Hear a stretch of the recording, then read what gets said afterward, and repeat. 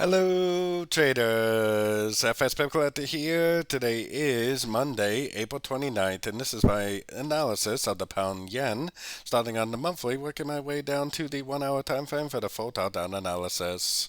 So on the pound yen monthly, I still think this is so clearly a wave A. This is 1, 2, 3 waves down, wave B, and I think we're in a 1, 2, 3 of wave C. We definitely did take out the high of wave A, which if you look at my videos from months ago, I've been saying that it should take out the high of wave A. I think it needs to make a wave 4, and it needs to make a wave 5 just to finish off what I think is very clearly a wave C. So taking it down to the weekly time frame. On the weekly time frame, we definitely got a pretty significant pullback going on all the yen pairs. But one thing I really have to notice is that we still have no breaker structure to the upside, or the downside that is. We definitely still do not have an engulfing move to the downside, and then we definitely still don't have a Fibonacci bounce. For me, there is no proof at all that this thing is not still in an uptrend and that it still may not just keep on trending up. Taking it down to the daily time frame. On the daily time frame, even on the daily for me, there's no proof that this thing is going down in a big way. I mean, there's no breaker structure, there's no engulfing move, there's no Fibonacci bounce. This could easily just be another bear trap that the yen pairs love to do and just keep on trending up very easily.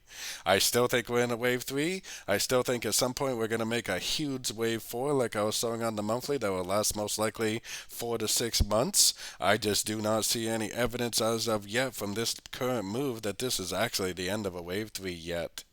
So taking it down to the 4 hour time frame. On the 4 hour time frame, even on the 4 hour time frame, we have no breaker structure to the downside. This could easily just be another crescent to the uptrend, so I personally am definitely still looking for longs.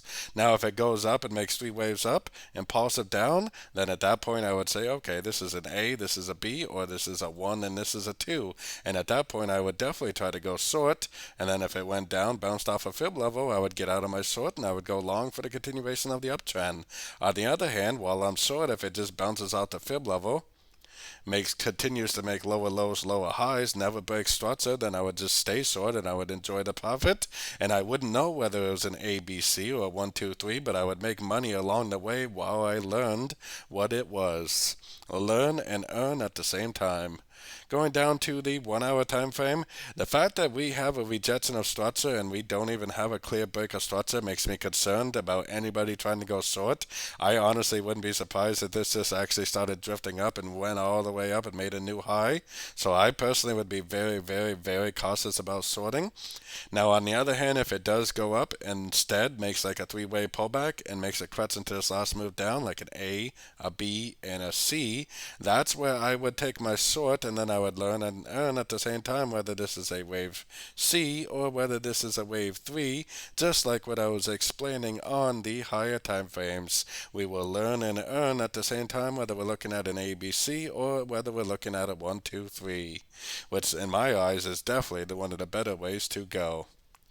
So don't forget to join my free Discord channel, which is linked down here in the corner, and don't forget to check out my membership program that gives you access to all my daily live trading sessions, and it also gives you access to all my swing trade setups that I provide to the group at the time of entry by signing up at my website, fxpipcollector.com.